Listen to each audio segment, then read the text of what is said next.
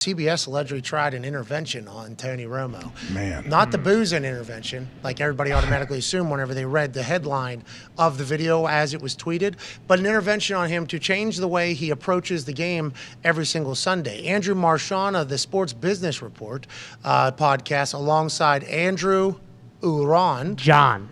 There it is. Andrew Marchand. Bingo. John Urand. Mm-hmm. They've been very nice to us. At the beginning, not so much. Right. But I think they pay attention to everything. They do. And have given us a lot of love over the years. So I appreciate that full circle with Andrew Marchand. Yep. Met last year at the Radio Row. That's another thing like Radio Row does. We're able to put kind of humans to things that have been said. CBS Sports execs went down to Dallas last offseason to address their $180 million man Tony Romo slippage. CBS commented on what I termed an intervention. Then this comes from the podcast alongside John Urand, where Andrew Marchand basically laid out the fact that they didn't think he prepared enough. And the further you get away from actually playing, the more you have to prepare because the game changes, the people change, and the things that are taking place on the day-to-day change, and you might forget about some of this stuff. And I think we can all, whenever we listen to Tony Romo, we think to ourselves, he's kind of freewheeling it out there. That's what this show does. So obviously we have respect for that type of action. 50 million people aren't watching this show, and if 50 million people are watching this show, there's a problem, a big-time problem taking place. What are your thoughts on this? And do you think CBS wanted this to get leaked or not get leaked? And do you think Tony Romo potentially, in spite of the CBS people, chose to do less work than he had done in the past this past season? I don't care if 50 million people are going to have to deal with this. I'm going to let these CBS folks know, don't come to my house. Okay, I'll do my job. You do your job. I'll see you there. How do you think this pans out, and what do you think the ripple effects are of this for the relationship between the two? Well, I think a big part of it also is the fact that Greg Olsen and Burkhardt kind of have hit the ground running, and people look at them as a primetime crew, and they really like what they've done, and they're going to be doing the Super Bowl. I think it impressed more people. But I wonder if CBS wanted it out. Maybe if they felt like they weren't getting through to Tony, and then they were okay with it getting out. I don't know if they would be. Is CBS all right and Tony okay with the fact that this guy said it was an intervention? I would imagine that makes it sound way more dramatic. Well, very dramatic. And also critiquing, that would be CBS critiquing their lead guy who they're paying $180 million on. Which they should. Like, you should get feedback. Like, that is a hard thing about TV. People need feedback, but they got to go seek it out. Not publicly, though. Your company that's paying you shouldn't be doing it publicly. Exactly. So I don't think so personally. I think the CBS should have his back. No, 100% of the time. Publicly, they should always have his back. Everybody's burying Tony. I think just team. This is team thought. Team, I'm a big team. We're a big team. Publicly, the team should have his back. Privately, they should go, hey, a lot of valid points here, though. Yeah. So this becoming public, I assume CBS didn't want. What did Tony Romo say, and how did the conversation go? Yeah, I believe David Burson and Harold Bryant are the two CBS sports executives. I think they went down there, they laid everything out intervention-wise, and he probably said, you know what, boys? Why don't you guys just kiss my nutsack? Okay, you have no idea how low I can stoop. Okay, you think I was bad last year? Wow. Wait till you see me this year. What are you going to do this year, Tone? Well, I don't know. How about I have, 5-6 whiskey sours before every game? Maybe fucking eat shit while Jim's trying to tell me questions and just act like I didn't hear him. I'm not going to study. I'm not going to watch any of the games. I don't know. I'll do whatever I want in the booth. How's that? You guys are paying me $180 million. Is that my fault? Or I don't know. Is that your fault? I don't know. Get the fuck out of my house. Well, and then it came out right after, too. I think it was Marchand said that CBS tried to hire Peyton before they gave Romo the $180 million deal. So it does kind of seem like they have just heard everything everyone's saying, and they're like, you know what? Fuck this guy. Let's try to make it known that we weren't okay with what he was doing, and we kind of tried to get rid of it. Yeah, it's a CBS trying to babyface on their guy. Yeah. This is CBS saying, hey, we understand, we apologize for what's taken place, and maybe we enabled what's taken place. But I would like to be firm in the stance that Tony Romo, if he continues to be Tony Romo, will come back babyface on it. It's kind of how the world is. It's already happened for Diggs. Yeah.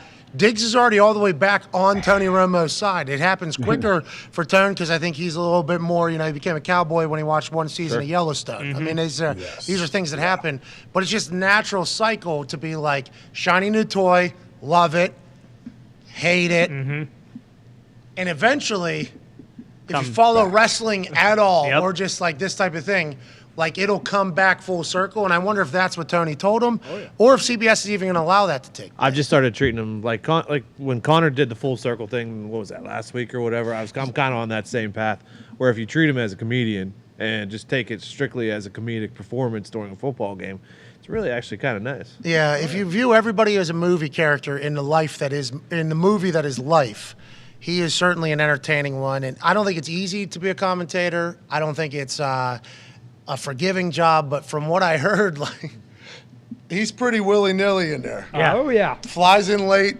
leaves quick. Right. I was surprised the intervention happened before this season. Was there that much smoke about what he was doing last season? I thought this season, when it really kind of the groundswell was like, okay, here we go. So that means CBS has at least somebody on the internet. Yep. Because the internet, right. I don't want to say the internet normally ahead of things, but the internet normally ahead of things. That's the way it is. Not everything's right, so you kind of got to filter through a lot of shit. But the internet is a focus group. Twitter is a focus group. It should be treated as such. There's always going to be shit bags and things that aren't worthy of being listened to, and people that are looking for negative attention, and people that think saying something terrible to somebody and getting blocked is an act of achievement, and that's always going to take place. But you can normally get a pretty good grip of how people feel about something. If somebody likes something, they're not just going to go out of their way to go tweet about it. If somebody loves something, they're probably going to do that. If somebody hates something, they're probably going to tweet about it. So if it's not that loud, people probably okay with it.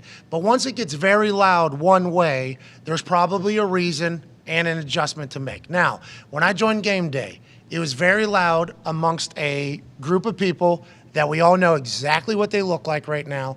They are the old whites. That is not all older white people.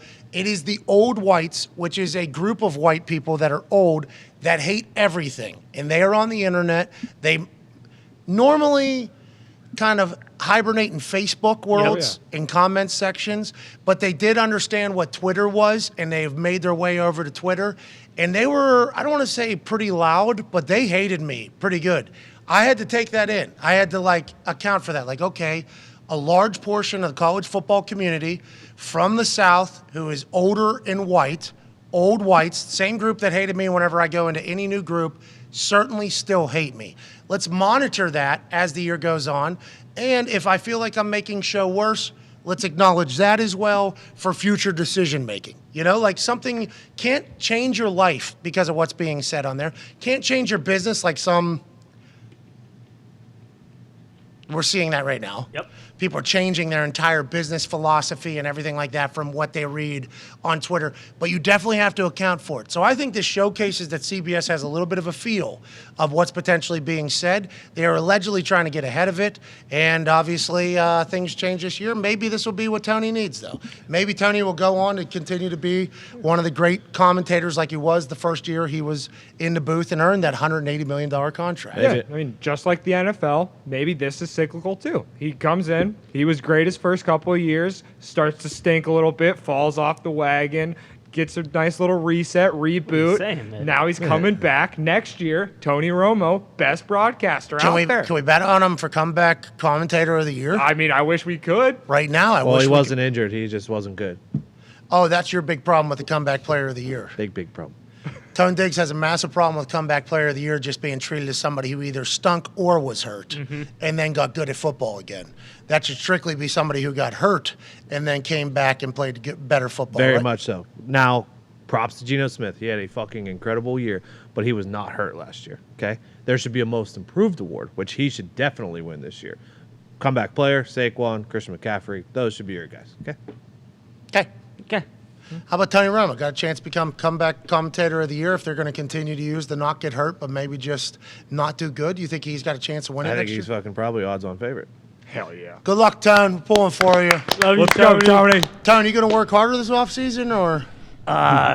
Yeah, if I work harder, you mean play, a couple more rounds of golf during the week. I mean, CBS made their bed. I'm going to sleep in it. So, once again, they can kiss my nutsack and lick my butthole. Because unless they're going to, pay me less money, I'm going to do the exact same thing next year.